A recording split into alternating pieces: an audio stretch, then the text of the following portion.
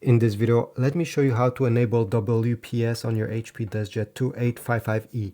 This way you'll be able to connect this printer directly to your Wi-Fi router.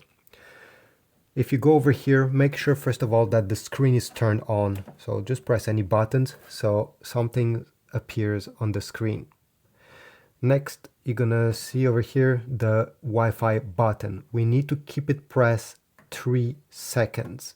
Let's do it together. 1, 2, and 3.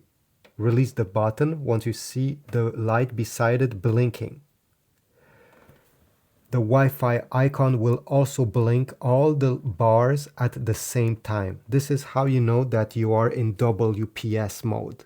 Now you have around a minute to go to your Wi-Fi router and press on the WPS button. Sometimes it's on the back. Sometimes you need one of those SIM eject tools because the button is recessed inside.